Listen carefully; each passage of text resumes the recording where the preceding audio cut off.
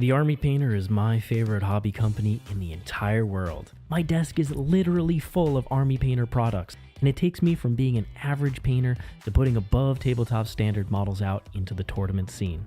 Not only that, but the Army Painter has sponsored more competitive play than any other hobby company in the industry. They allow us to keep doing the things that we do. If you enjoy the Army Painter as much as I do, head over to thearmypainter.com where you can use the discount code ARTOFWAR5 to get a discount on your next order.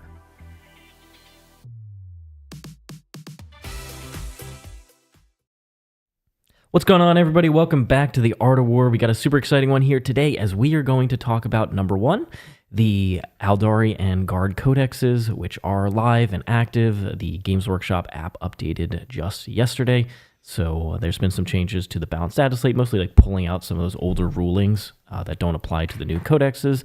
And then the official points are in the MFM, they're legal now, and so we're going to start seeing quite a shift in the meta, I think. Yeah, absolutely. Guard and Eldar are pretty impactful armies right now. Both of them are very good. So they're both going to be making, and they have been making waves at events recently.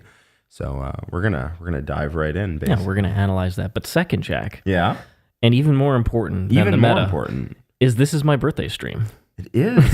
Happy birthday, Mr. Richard. So we're going to enjoy that. If you do have any questions or comments or celebratory things, you can go ahead and post them here. But we're going to be talking about 40K first and foremost. In addition, if you are joining us, please do give us a like, subscribe to the channel, and tell your friends about us. All of that massively helps. It also makes my birthday a lot more exciting when you click that subscribe button. I can confirm.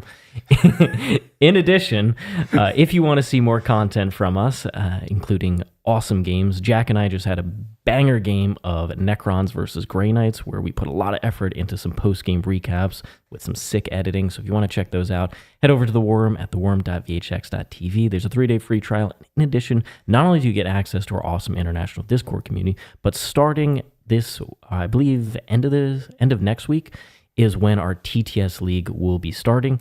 So if you like TTS, if you like playing against people, new people who are just love 40K in general, check out the Art of War TTS Leagues. You just have to be a member of either the YouTube channel, so that's bronze, silver, or gold, the VHX platform, or a Patreon member. Yep. And today we're releasing, I believe, My Black Templar's Gladius up against your Real Space Raid. With the Void Raven Bomber. With the Void Raven Bomber. Scary inspired approved. by the Archon, Scary himself. So a lot of hype, tons of amazing stuff, and you get the post-game recaps with that as well.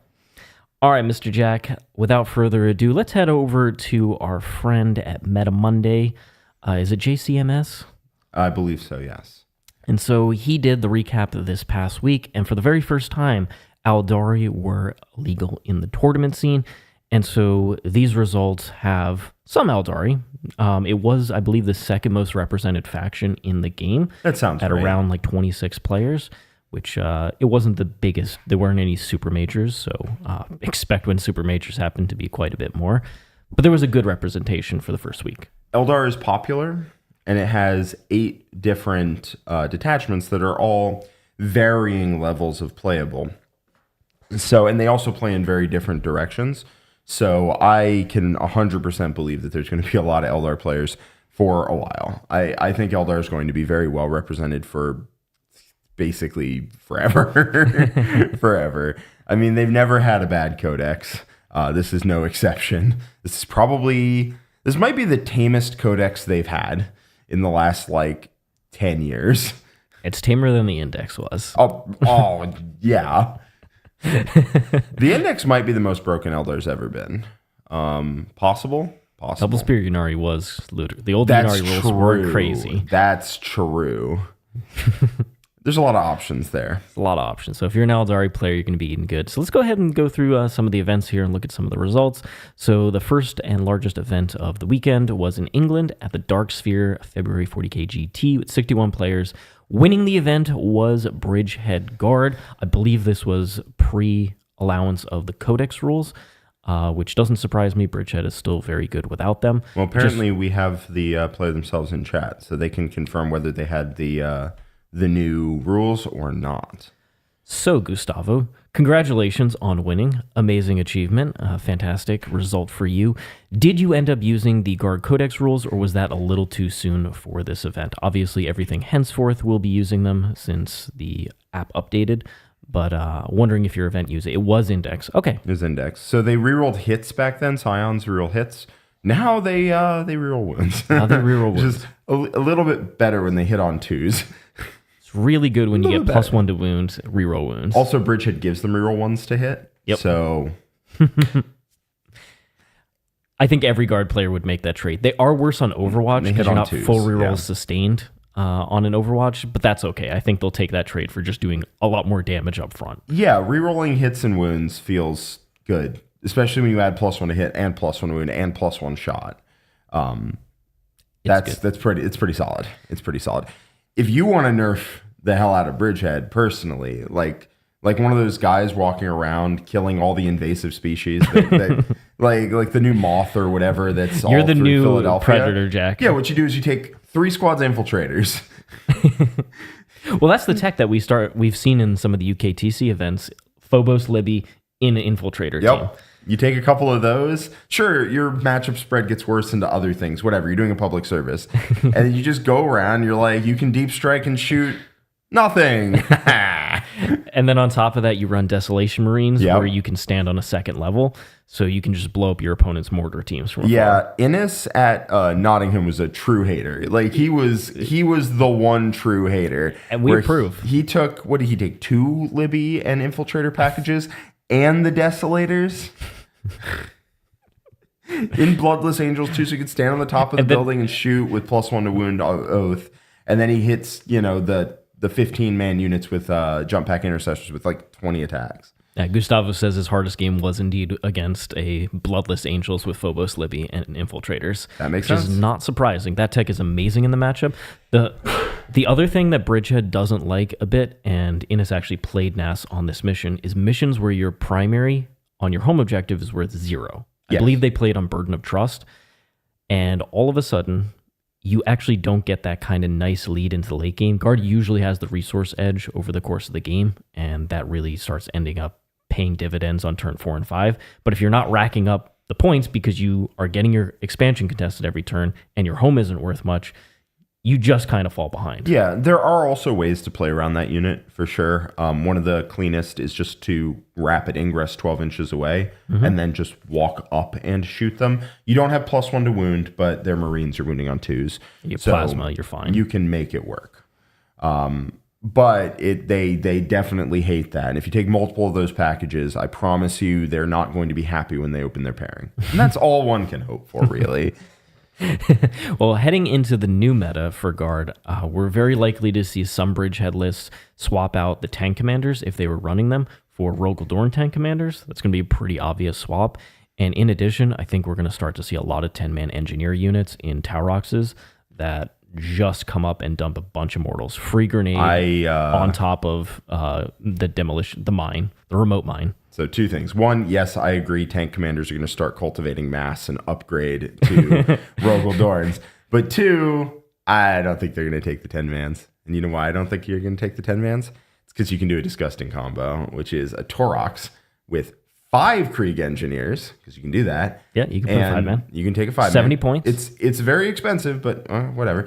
And then you take 3 Krieg weapon teams with the Flamers, and you jam them in the Taurox as well. And now that Taurox is a little funny little nuke that can run up the board, advance, depending if you are in Hammer of the Emperor, you can flat 6 advance for free, I believe. I think it's best there. It probably is, although I promise you it's not bad in mechanized either when this will all get +1 to wound when it gets out.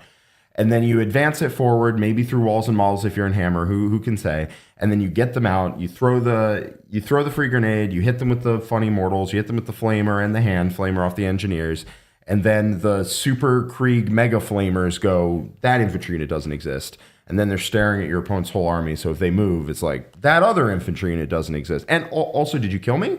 Because that other infantry unit's not going to exist, and you can take that times 3. One of the things that's really interesting about the Guard book is that there is mortal wounds everywhere.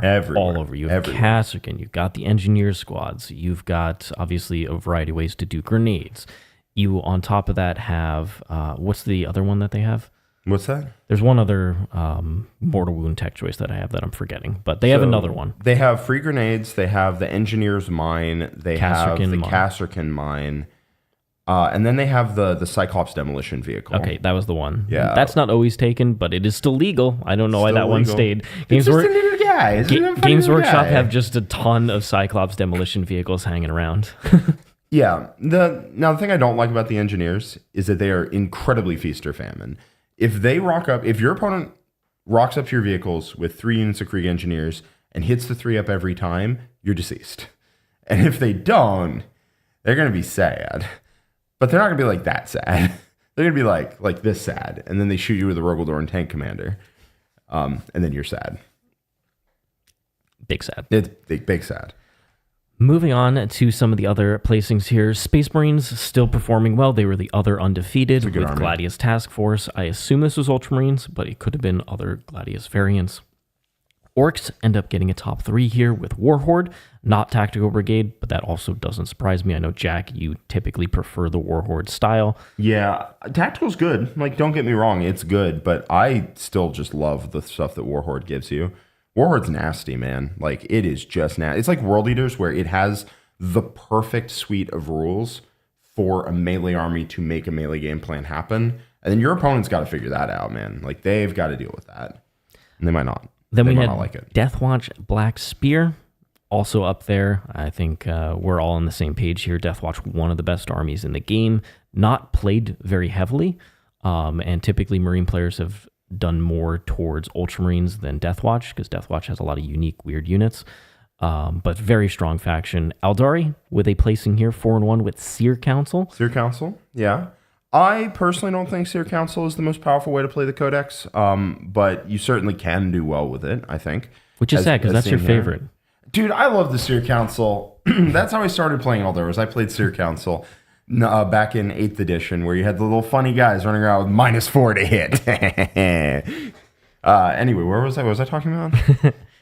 That's how we met, actually. Yeah, Seer Council. Yeah, I was playing Seer Council into your Tau. Was that BAO? It was BAO. We ended up drawing and making top 8. That was a sick game. That was a really close game. It was a long time ago, yeah. Triple Riptide, baby. Those were the days. 40 shield drones. Played John the round before. Yeah, that's how I met both of you guys. So. Yeah. Classic times. Then we've got another GT. This is the Warhammer 40k Grand Tournament in England as well. 60 players. Custodes ended up taking this one. I believe this was Talons of the Emperor. I believe Talons is better than Solar Spearhead, personally. I think it's just a solid army. I could be wrong on that. That's an asterisk.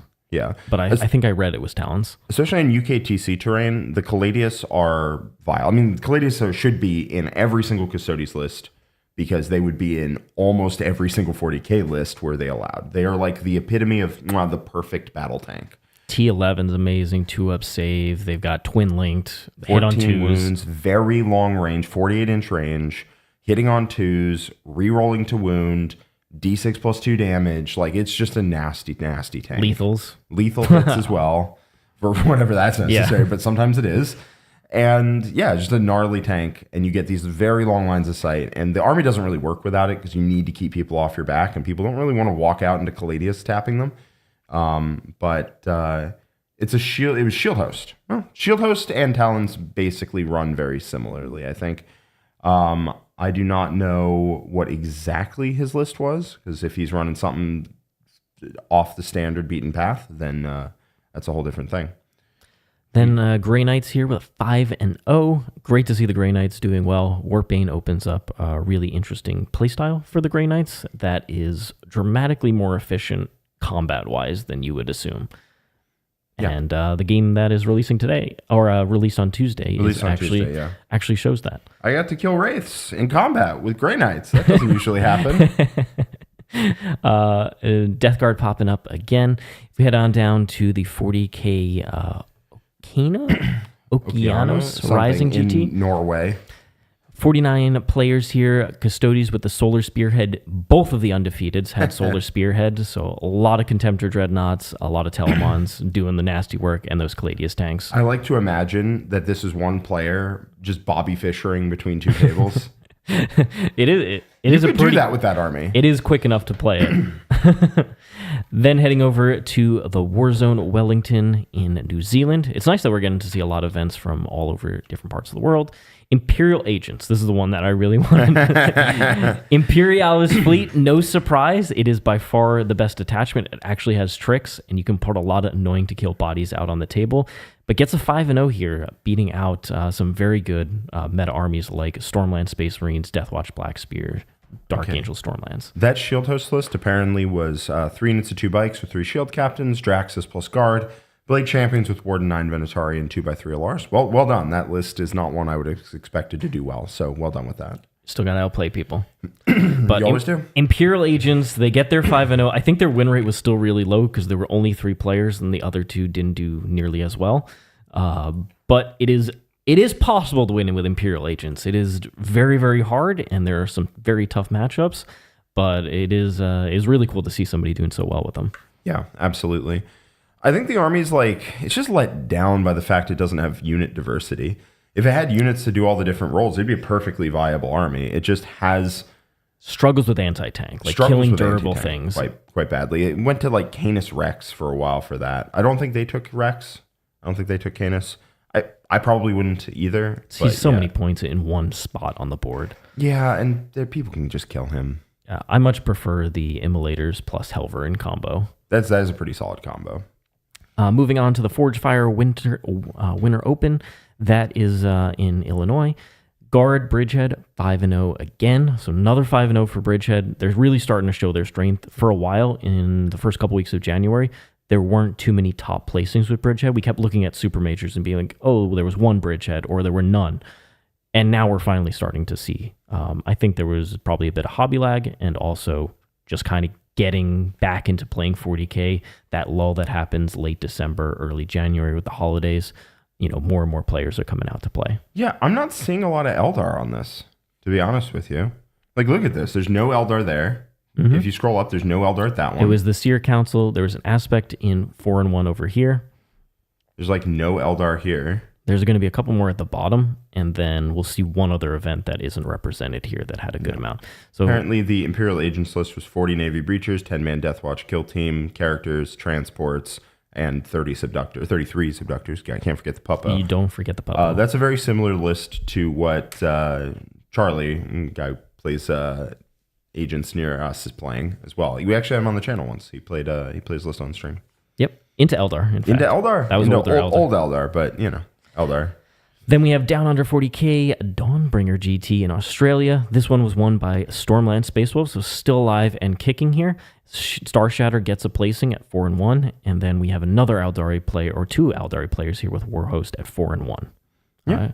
Not too surprising to get some 4-1s early on because, first of all, it shows your strength. 4-1 is not that easy to get at the GT level. And then second, you can make some slight mistakes that you won't rep, 10, 12, 14 plus on. So early reps, you're definitely going to make mistakes with an army that is as finicky as Eldar can be. Yeah. I will say my main issue with Eldar, other than Ynnari, is that it is very tough to control primary with that army.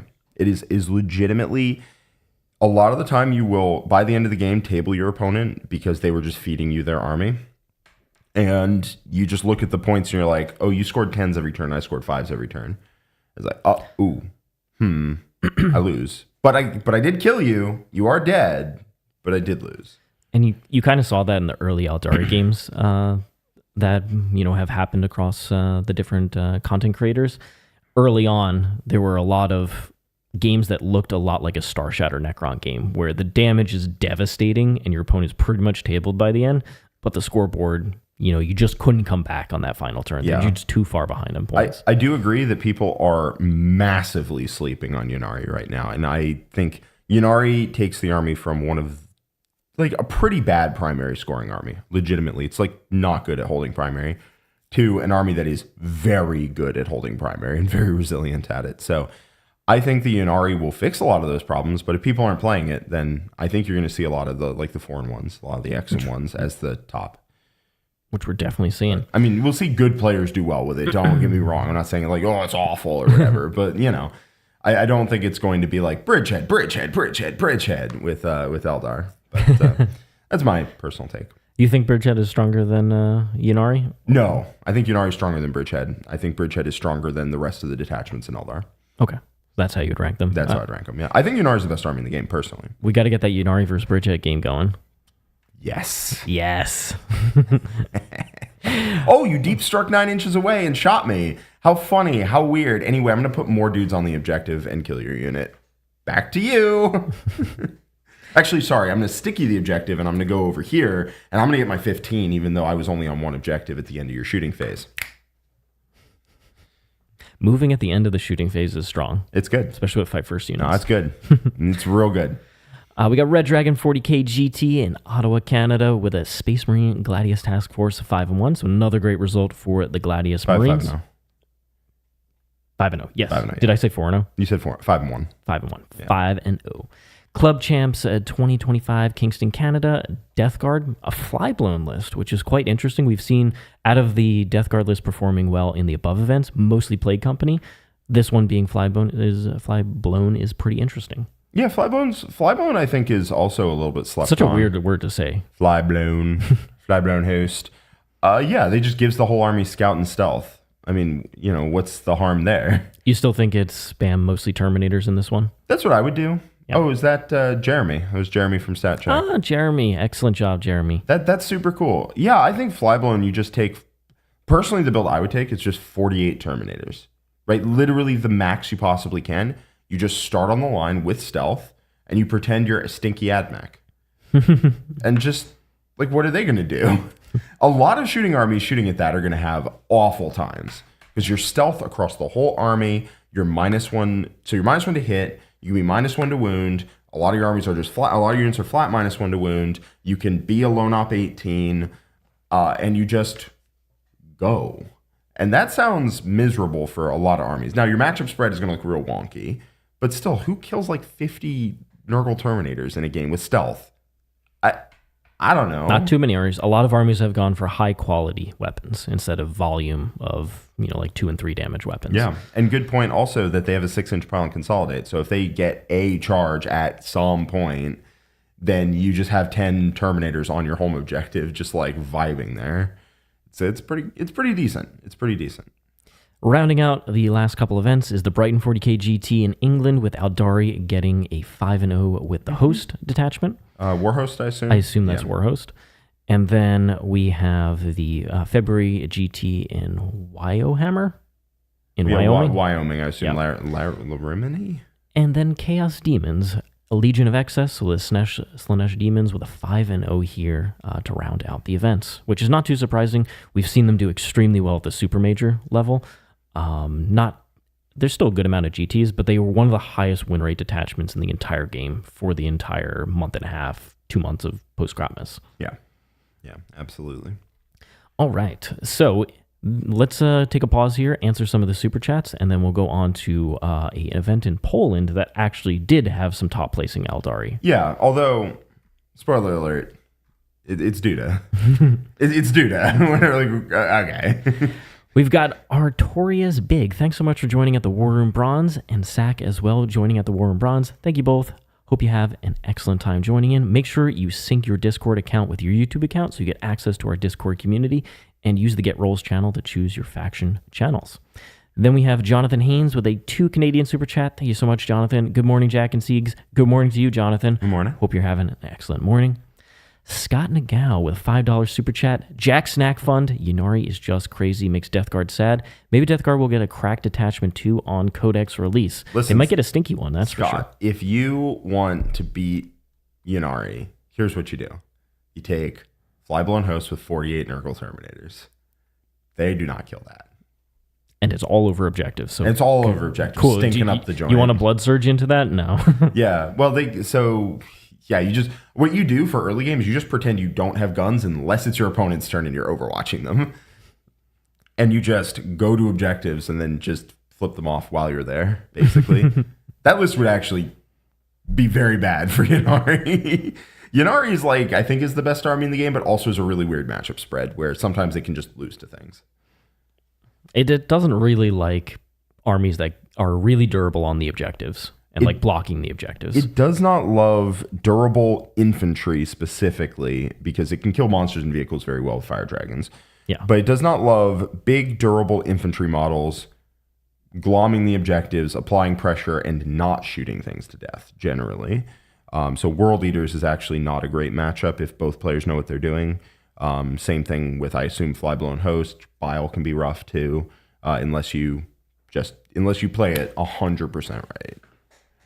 Then we have Ryan G with a $10 super chat. Thank you so much, Ryan. Can we take a minute to talk about what we'd like to see in the next mission pack if it comes out soon?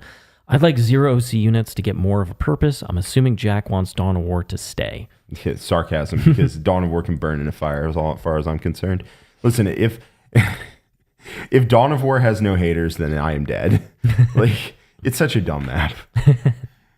Sweeping engagement is like fixed to Dawn of War, which is like they fixed my colon cancer. Like, just remove it. Stop trying to fix it. So what if there were some big changes to a new mission pack? What would you be looking for? What are the kind of highlights you would want? Changes I'd like to see in a new mission pack. Overall, I really like Pariah Nexus. Yeah, Pariah Nexus is pretty darn good. I'd like some of the secondary mission things to be like remotely relevant and somewhat consistent. I would love a change to secondary cards. I hate getting outdrawn on secondary cards. It's my least favorite way to lose a game of 40K. I just hate it, man. If my opponent draws 20 over the first 2 turns and I draw 4, like what are we doing? So some kind of consistency thing for secondary cards would be great. Maybe just making it standard where you draw 3, pick 2. I think they could go that direction to make it easier to cycle through the cards, or the other option would be to make more cards score a baseline amount of points. Like you can get a 1 or 2 points on almost any card, very easily. Also, making fixed an option again would be sick. Whenever fixed is an option, you open up the points farm play style where somebody just I get engaged in this action secondary every time. It doesn't matter what my opponent does. I'll get a 40 on secondaries without you doing anything. Like, there's no way you can stop it. Like, but also, I would love to not have the 20-5 secondary score over the first 2 turns. It's happened too many times. I'm sick of it by now. So, like, yeah, I would say some kind of fix to secondary cards.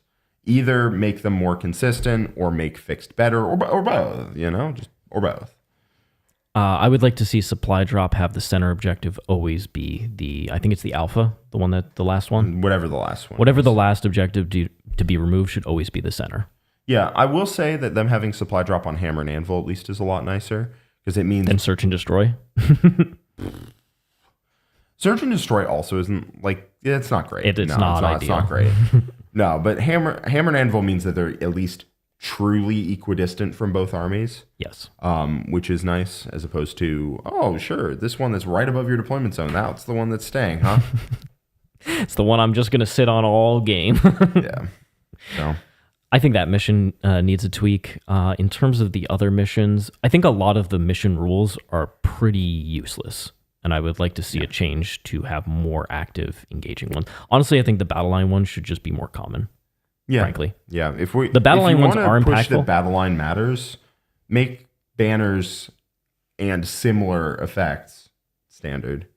I think those ones are by far the most impactful ones when they come up, and I think there should be more of them. I think a lot of the other ones don't really matter in most games. There's enough fluff in between the battle line ones where taking battle line just doesn't really isn't a draw. Just it's a thing that occasionally helps. I think there should be an asterisk if you are playing against Tyranids. Inspiring Leadership is the second mission role.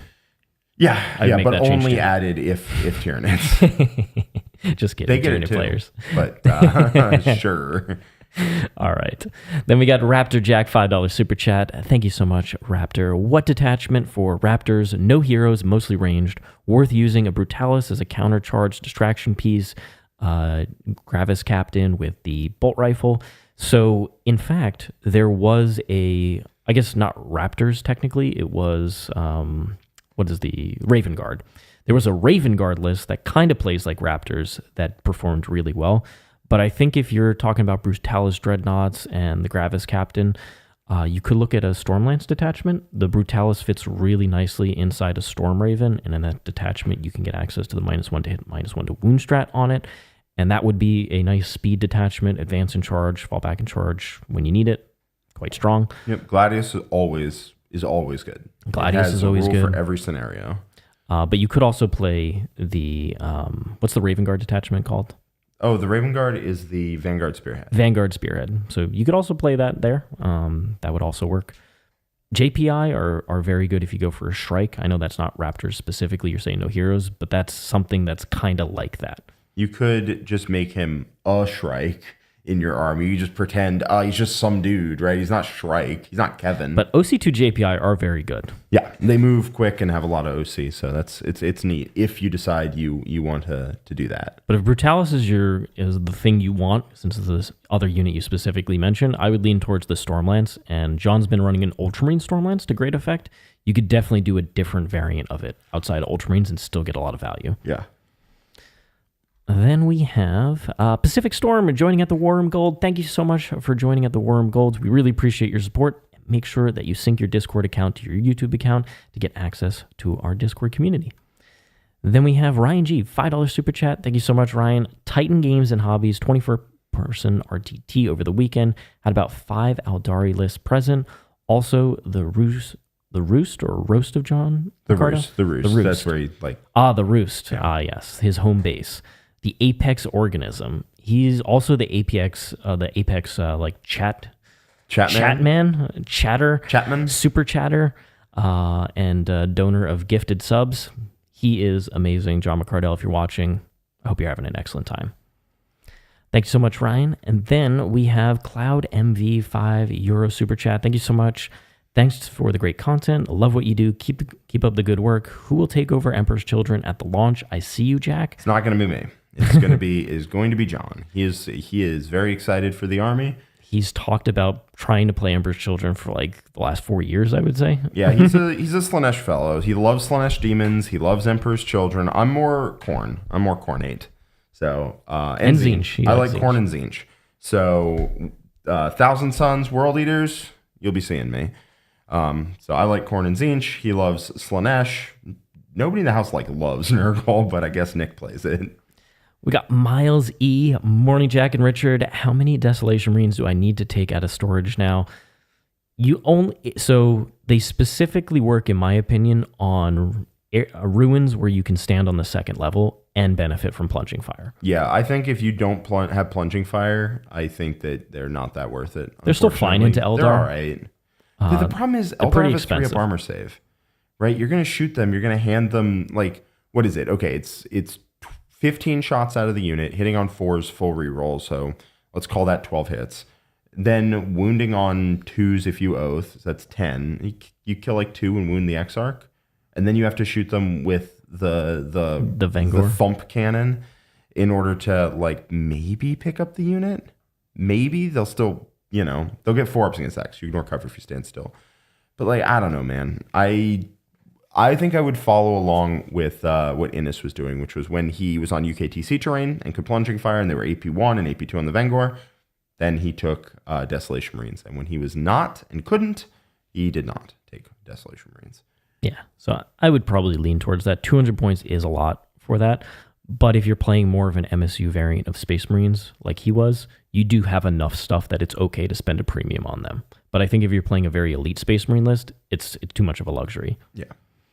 Then we have Redrum, member for 25 months of the gold tier. Thank you so much, Redrum, passing that 24 months for the loyalty program. Looking at Aeldari book and the amount of reactive play and mobility they have and comparing it to other armies like Tau is just nuts. The highs and lows of the Codex quality has been one of the worst things of this edition. Thoughts? I would disagree, to be honest. I think there's a couple Codexes that stand out. Admech in particular was a book that I cannot fathom how that was written. But Custodes also on release was quite not good. So there's been a couple ones, but this is nowhere near the 9th edition Codexes, where the disparity between the haves and have-nots was so dramatically crazy that it really kind of ruined the middle of the edition for me, personally. Yeah, the Drukhari came out, and they were too good. And then Admech came out, and they were... People were heralding Admech as oh man, they're just going to hunt all the Drukhari and beat all the Drukhari. Now, it turns out they were the hunted everything. Spider that ate the fly or whatever. They beat Drukhari, sure, and then they also shot you full of holes while being ignores AP 1 and 2 and trans hitman, human, whatever the heck they had at the time. And then just more and more codexes came out, and like the Eldar book came out. And of course, Custodes, it was gross. Eldari, came out. Tau came then out. Then Tyranids destroyed everybody. And Votann got nerfed before it even came out. But yeah, it was definitely the Custodes book came out. I was like, wow, this is the best Codex the edition's seen. And then Tau immediately came out and said, nah. We're the best Codex this edition has ever seen. And then Eldar came out and said, we're the best Codex this edition has ever seen. Then Tyranids came out and said, you guys are all terrible at this game. Tyranids come out and do like 48 mortal wounds to something. Gross. So, well, yes, some things I will say that, first of all, the disparity between books isn't as great as 9th edition. And second, Games Workshop has been a lot quicker on fixing things. Even out of the gate, they've done some nerfs preemptively to the points to help make sure books stay within that Goldilocks zone. So I think this has been by far the best edition of 40K, period. It's not even close. Yeah, I would agree with that. All right. So let's head over to our friends in Poland at the Dice Crusher 2025, and winning it was the 5-0 Aeldari list from Duda, an excellent player from Team Poland, and he was playing the Warhost detachment. I'm going to be real with you. This looks like he just took one of everything. Duda is very good, so take this with a grain of salt, because he can do very good things with anything. But it does look like kind of one of everything. I'm sure it fits together in a very neat way. I tend to be a 2 and 3 of a lot of things gamer, but this is pure toolbox. You have pure toolbox. If you mess up your tool when it needed to be used on some specific scenario and it's already been used, you're gonna not have a great time. But if you use it perfectly, you're gonna be fine. So we got Ozherman, we got an Autarch with a Reaper launcher, and Timeless Strategist gives you the extra tokens, I believe. Warhost gives you a lot of mobility. We got Eldrad, Ulthran, Fugan, and one Wave Serpent, just the one. He only needs the one. He fire and fades out of that. We got 1 D cannon, also 1 Shadow Weaver battery. Okay, 1 Dark Reaper, 1 5-man Dark Reaper with a missile launcher, 1 5-man Dire Avengers for Ozherman, 1 Falcon to put that in, another Falcon, Fire Dragons, 5 Fire Dragons, 5 Howling Banshees, 5 Rangers, 1 Shadow Weaver platform, 3 Shroud Runners, 5 Striking Scorpions. He finally doubled up on a unit, and he took 2 units of Swooping Hawks. He also took 2 Falcons, but whatever for my bit. And then 1 unit of Warp Spiders and 1 Wraithlord. This list is wild because it has just one of everything. His wins were dominating too. 19-1, 20-0, 14-6, 20-0, 14-6. So all very good, and against good meta armies too. I unfortunately have not gotten a chance to play Duda at any point. I played several of his team members, but I've never played him. I played him Admech versus Chaos Knights that first WTC. Yeah, it was a very good game. I played Leshu like 3 times at this point. I played Giddo. I've played a lot of people on their team, but I've not played Duda. Excellent opponent. One of the nicest people you'll play against. Yeah. So really interesting list here.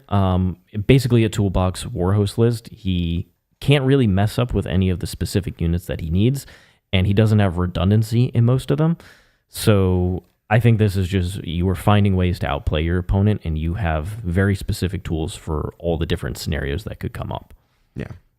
And you just take advantage of it from that perspective. But interesting to see.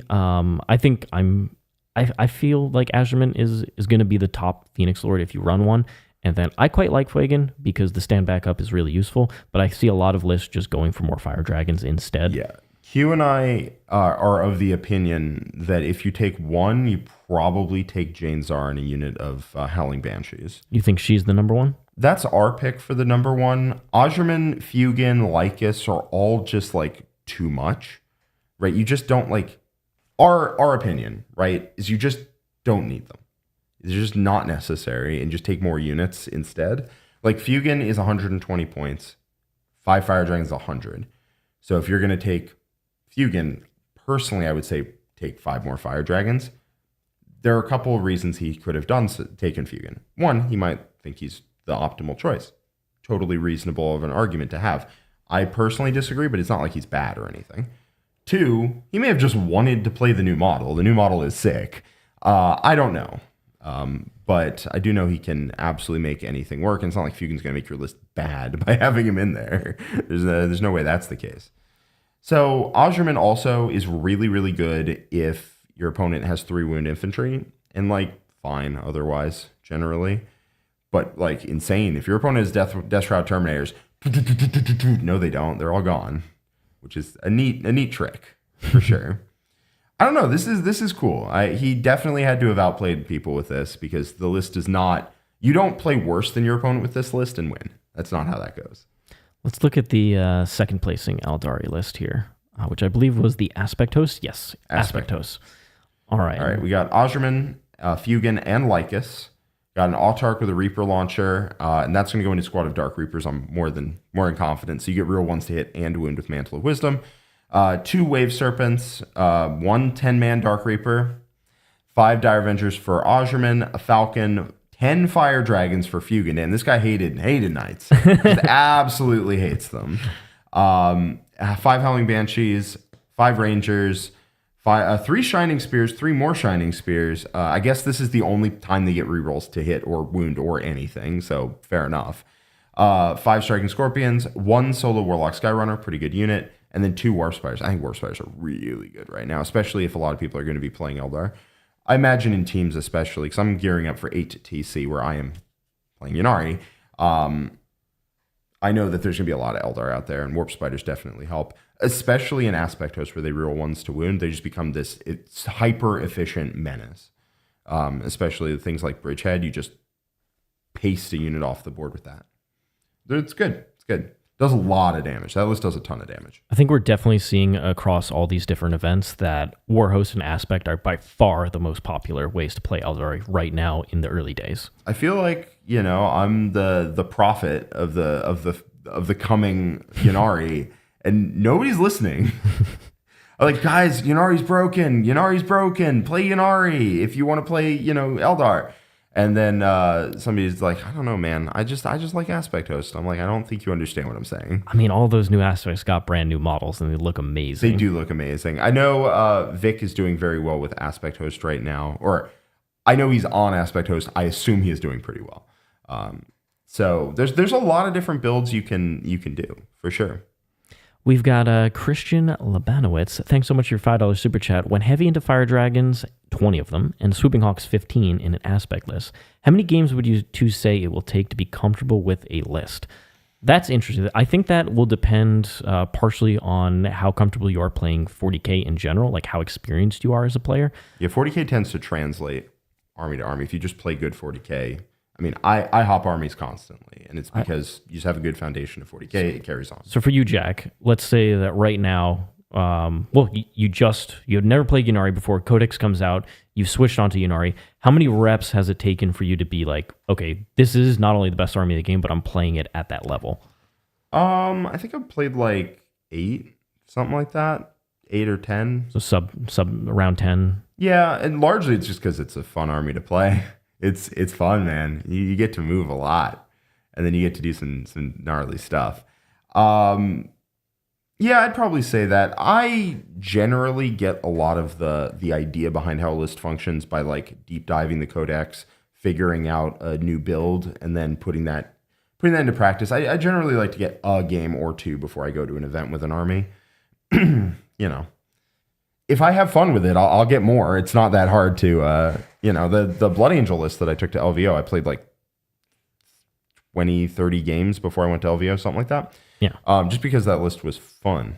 That list was really, really fun. So I would say I probably get like 2, 3 before I go to like a major or something with an event, with an army and feel comfortable. Yeah, I would probably say like 10 plus is where you really want to be for the average player. Yeah. Like average tournament goer, not the average overall player. If you're a more casual player, I'd probably be saying like 20, 30 games with an army to feel like really comfortable. Yeah, for sure. But again, I've been playing for like 13 years at this point, so, 40K kind of translates. We do have third place at this event, by the way, was Chaos Knights. Boom. Chaos. And Chaos Knights are quite good in Eldar. Let's see what we got here. We've got the Traitorous Well, Lance. he's got big targets, so unfortunately it's not that great in Eldar. But He has a Rampager and the Despoiler. He does have... The Havoc launchers are excellent into Aeldari, but he only has 2 Brigands here, mostly gone for the heavy Carnivores, and then brings in some Nurgle Demons here for some mission play and backfield. The Despoiler and the Rampager have their own matchups where they help out, I'm sure. But into Eldar, you don't want one big target for Fire Dragons to roll up on him. I definitely think the 13 War Dog variant, heavy on Carnivores and Brigands, is probably one of the better armies into the Aeldari. Because they want to be on objectives. They got high OC. They got invulns. They're annoying to kill. Yes, Fire Dragons do nasty things. But they can only... units of Fire Dragons are you legally allowed to take? Yeah, I haven't seen the magical 30 Fire Dragon list yet. I'm sure somebody out there will run that, and they'll be like, oh, Chaos Knights, they're dead. Yeah, if you have 3 Wave Serpents in Aspect Hoster, or not even Aspect, you don't need rerolls. What are we doing? They already have rerolls. So you take in War Host, so 2 of them can get back inside at the end of the turn. Then, yeah, that will probably roll Chaos Knights. The problem is, like, Wave Serpents are legitimately this big. They are gigantic. They're like the Tau vehicles. They're big, and then they have the fins that stick out an extra inch to either side of the model. And so that means they are huge. And if any of that overhangs a terrain feature, it can be seen through it. So your opponent has to be all the way back off the terrain feature. And then there are things like nearly a 6-inch circle, right? That's their Wave Serpent, basically. It's like an oblong spheroid or whatever, but, whatever. And if you're trying to hide that behind a terrain feature, you're just getting shot. It's huge. That's my main concern with Wave Serpents, actually, is that, like, trying to stage them in a good place is just hard to do. For me. All right, Jack, the chat wants the Harlequin list from the event. Harlequins? Let's cover Harlequins, okay, man. We got some Ghosts of the Webway. They went 4-1 here at the same event in Poland, and they have Mr. Azurman here. They do. You're allowed to take them. Unlike in Yunari, you can actually take the Phoenix Lords. Shadow Seer with a Mistweave, and then the Troop Master with Kegarath's Coil. So no Solitaire here. No Solitaire. So... a Mistweave, I believe, is the Infiltrate one. I don't personally like Shadow Seers very much, so I don't take it. The True Master Chegarax's Coil has the Impact Mortals. The unit guy's great. Yeah, that guy's pretty solid.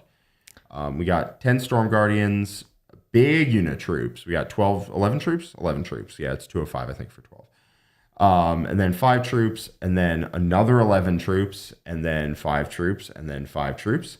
We're going to see some Wave Serpents. No Wave Serpents. Interesting. Just 3-star Weavers. 3-star Weavers.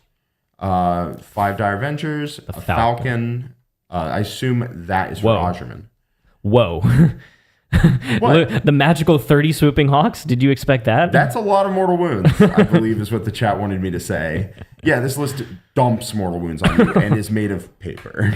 But it does dump mortal wounds on you. Because it'll grenade you, it'll Chegarax Coil you, it'll hit you with... The Swooping Hawks do an average of 15 mortal wounds between all of them. So if you hit them with a 12-man Chegarax Coil unit, because 11 plus the character, that's 6 mortals. You throw a grenade, that's 9 mortals. You hit them with the Swooping Hawk, that's 24 mortals. It's a lot of mortals. Then you tank shock them with the Falcon. That's nasty. Yeah. They are, as I said, made of paper. The whole list is made of paper. And if the mortals don't table you, they're in some trouble. Paper army with mortals. Yeah. But a very interesting concept here. It's super cool. Awesome. Well, that looks to be the end of our discussion for today. So if you did like the content, please give us a like, subscribe to the channel, and tell your friends about us. All of that massively helps us grow. In addition, leave a comment below letting us know what you're feeling about the meta. How are you feeling about the new Aeldari and Astra Militarum Codexes, which are now going to be fully live in the meta? And henceforth, I expect to see a lot of them towards the top of the placings of events. So we'll see starting in the next couple weeks. There's going to be some bigger events like Adepticon coming up. And I'm sure there's a UKTC Super Major sometime soon. There's got to be. I mean, they have them every Sunday at the pub. In addition, if you want to see more content from us, including games that Jack and I recently played, we had Black Templars versus Drukhari and Necrons versus Grey Knight. Excellent games with post-game recaps, analyzing our thoughts on the matchups, as well as going in depth on what we did right, what we did wrong, what we can do better, and some of our new list ideas. Check out The Worm at theworm.vhx.tv. There's a 3-day free trial, and in addition, you get access to our awesome Discord community. And on top of that, starting next week, there is going to be an Art Award TTS League for any of our members on YouTube or on the Patreon or on our VHX platform. So sign up on one of those for the War Room or Patreon with the podcast, and you'll get access to the TTS leagues. They're already filling up. I think there's 50 plus signups already. Damn. So it's going to be there's going to be a lot of players. You're going to meet a lot of new friends. So definitely come on and join us. Thanks so much, everybody, for hanging out with us. Really appreciate your support, and we will see you all soon for plenty more. So long for now, and have a great and excellent Friday and weekend. And again, happy birthday, Six. Thank you, Mr. Jack. See y'all soon. So long for now. Bye.